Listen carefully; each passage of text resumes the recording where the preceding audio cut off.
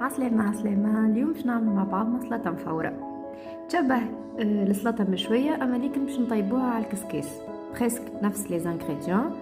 عندنا الفلفل نظفناه نحينا له الزريعة نتاعو، وديجا توا يلزمنا ننظفوه على خاطر الفلفل فيه دودة، يلزمنا نردو بالنا ديما نحلوها. الفلفل، البصل قصيناه هكايا شطر، والطماطم زيدا نظفتها شويه على خاطر ما نحبش برشا اكل الماء نتاعها والسريعه.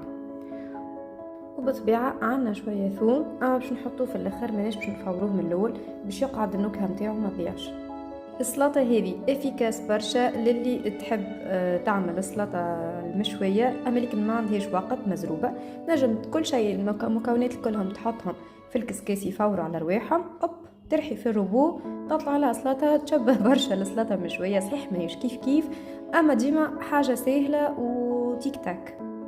باش نبداو نحطوا المكونات، نبداو ديما بالبصل على خاطر البصل اكثر حاجه كاسحه في الخضره هذه الكل، نحطوه من اللوطه، نكملوا نغطيوه بالفلفل والطماطم ونغطيو عليها.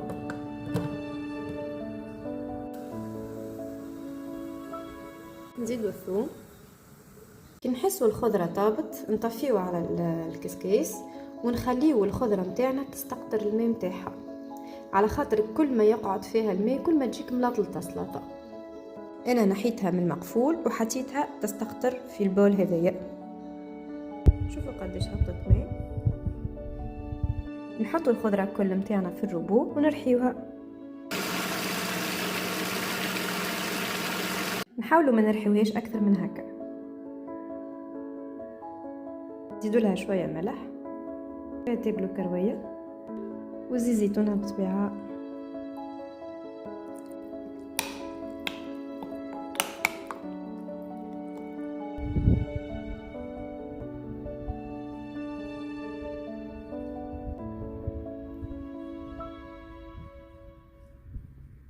جوست حبيت نوري لكم الكونتيتي اللي حطيناها من الاول، عملت لنا الزوز احنا هذوما.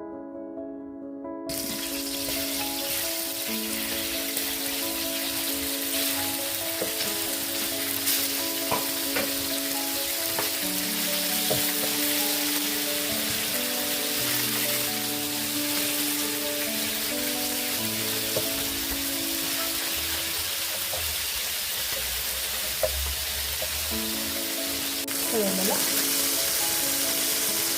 شويه فلفل اسود،